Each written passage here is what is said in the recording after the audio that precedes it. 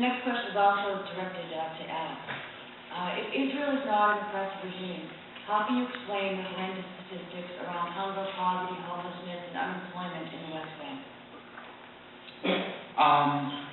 It's been shown, I've read articles that the West Bank situation is improving, and a large part of the problems that have been going on in the West Bank for years now are partly to do with Israel's occupation and the situation, but another large part of it that anti-Israeli activists rarely make is the level of corruption, and a lot of the problems are amongst the corruption levels within the West Bank itself. I mean, there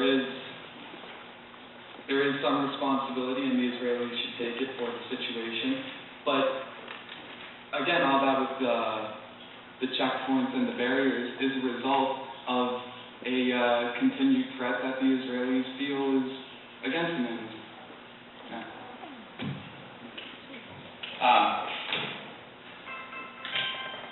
The contention that some responsibility for that should rest on basically the PLO, the PA, is I won't dispute that.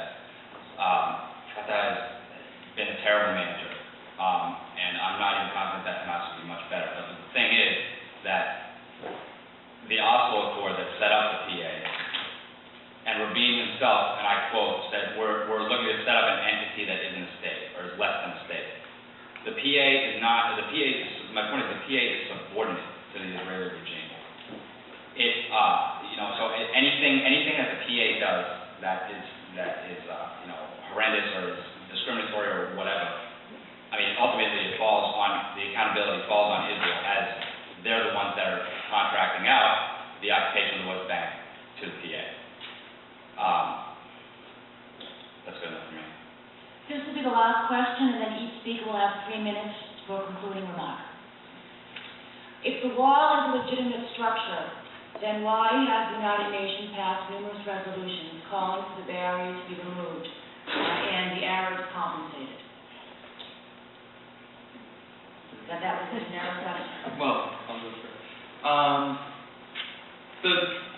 The barrier, I mean, one of the points that Goldstone made in his retraction in the Washington Post was that he made it a point that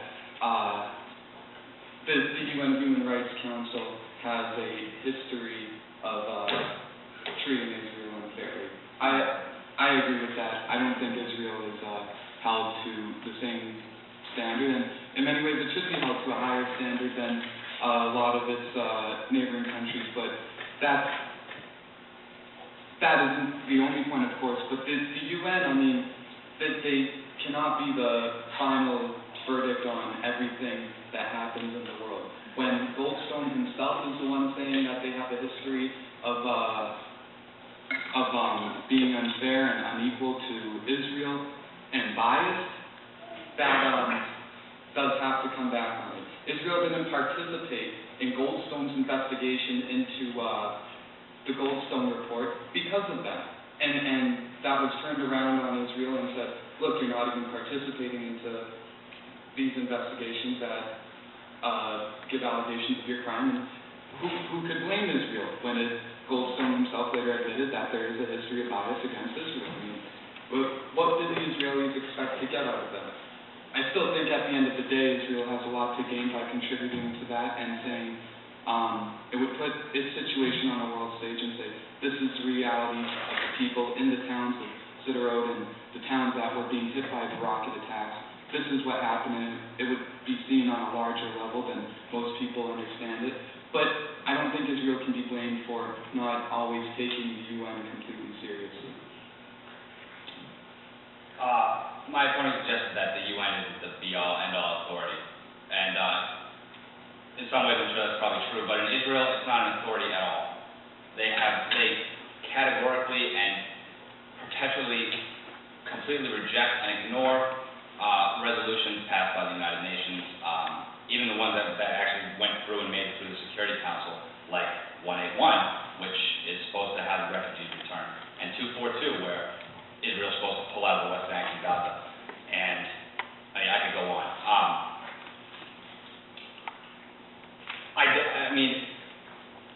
I'm not sure if the United Nations is biased against Israel. What I know is that when I see that, I see serious, egregious crimes being committed by Israel every day.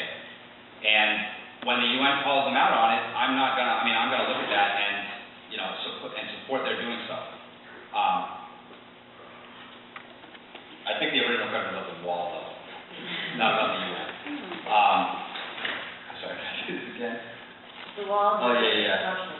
Yeah, well, basically, the International Court of Justice declared that it needs to be torn down, especially in specific parts where it was cutting Palestinians off from their land, cutting villages in half, and pushing them, squeezing them between the Green Line and the wall.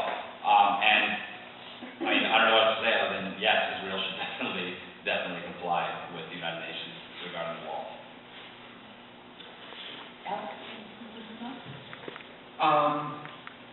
Again, I'm going to repeat what I've said several times before because I think it needs to be repeated. Israel is not an apartheid state unless we change our generally accepted definition of apartheid, which I am not willing to do. Race was a factor in South Africa, the main factor. It was blacks against whites because blacks were a different skin color than whites. If the situation were solely about occupation also, I don't understand why some of these groups do not go after China with the same furor that they do Israel, with its brutal occupation of Tibet. Or the fact that in Africa there still exists slavery, not in a metaphorical sense, but human beings owning other human beings. I could name at least a dozen countries off the top of my head with human rights records far worse than Israel's, that they do not receive nearly the same amount of due attention because of the obsession over this conflict. We must stop what is part of our natural human tendency to compare this conflict to South Africa and recognize that this situation has no parallel to any other. When we reach that point, only then can we seriously discuss peace. The apartheid analogy with regards to Israel is inaccurate, offensive to those who lived under actual apartheid in South Africa and suffered under it, and is not conducive to peace. Thank you.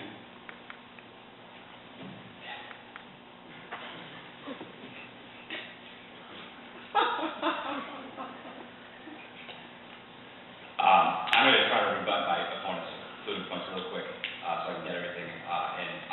Why not go after China?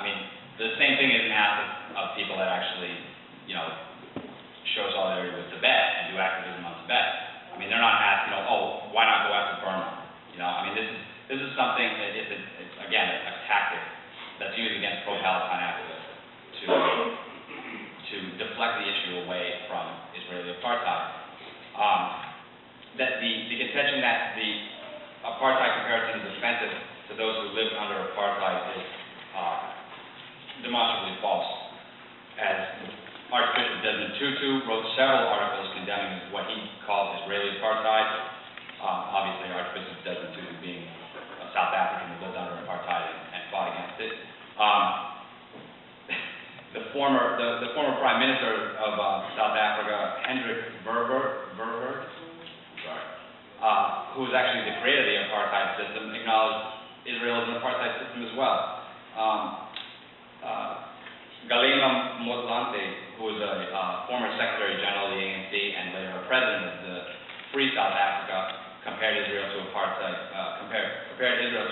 South Africa as well. So it's not just people that lived under it, people that committed apartheid and people that had apartheid committed on them in South Africa agree that Israel is an apartheid system. And that's why I'm going to hammer this home point again.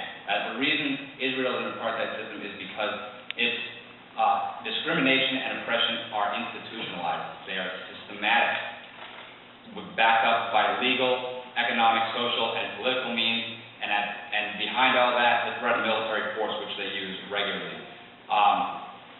This that you see here, if somehow Israel were to pull away all the settlements and all the roads and all the military bases, maybe I could see a Palestinian state being there, although I still think it would not be fair to the refugees. But as it stands right now, that's not going to happen. And you cannot have, this 5 non-contiguous states are, Bantustans. They're exactly what happened in South Africa.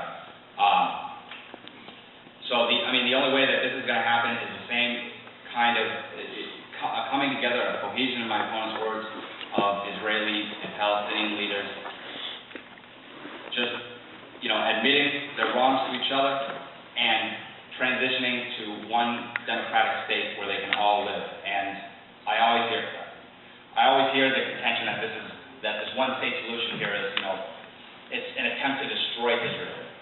That when we argue for, one democratic state with, one person, one vote in all this land, that all we're trying to do is destroy Israel. But if implementing equality and democracy is destroying Israel, then what does that say about Israel? To me, it says it's an apartheid state. Thank you.